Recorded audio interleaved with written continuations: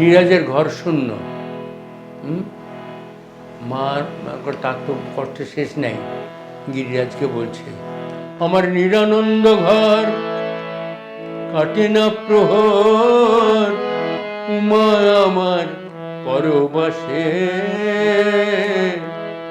যাও যাও গিরি আনিতে গৌরী, যাও তুমি কৈলাসে।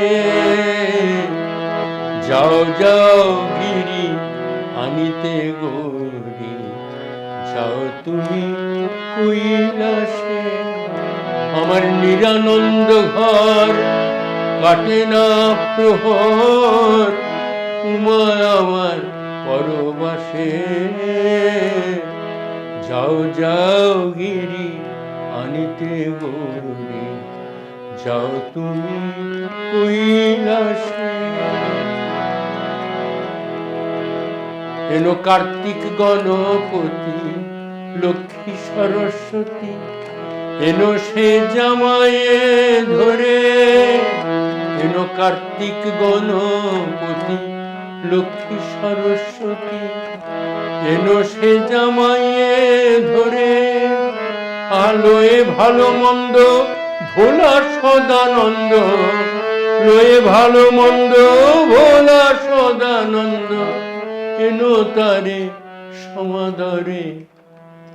আমার নিরানন্দ ঘর কাটে না প্রহর, উমা আমার পরবাসে।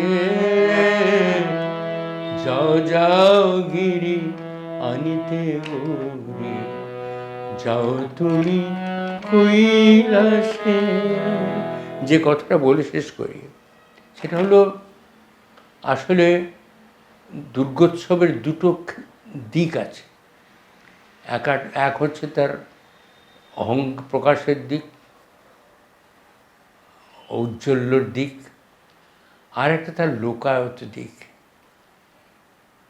ভিখারির ঘরে মেয়ের বিয়ে দিয়েছে, হ্যাঁ, জামাই সে পাগল পগল ঘুরে ঘুরে বেড়ায়। কী কষ্টে আছে মেয়েটা। তিনটে দিনের জন্য বাপের বাড়িতে আসবে। মেয়ে তো রাজকন্যে, ভিখিরি ঘরে বিয়ে হয়েছে।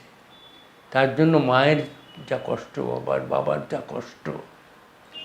তার যে রূপগুলো আমাদের লোকায়ত সঙ্গীতে প্রকাশিত হয়েছে, বিশেষত আগমনী গানের মধ্য দিয়ে, হ্যাঁ, এই এক অপূর্ব ইতিহাস।